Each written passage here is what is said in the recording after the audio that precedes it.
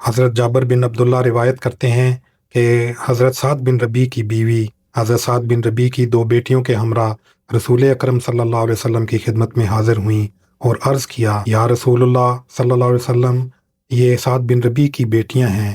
جو احد کی لڑائی میں آپ کے ساتھ کافروں سے جنگ کرتے ہوئے شہید ہو گیا ہے۔ ان کے چچا نے ان کا مال لے لیا ہے اور ان کے لیے اب کچھ بھی نہیں چھوڑا، اور مال نہ ہونے کی صورت میں کوئی ان سے نکاح بھی نہیں کرتا۔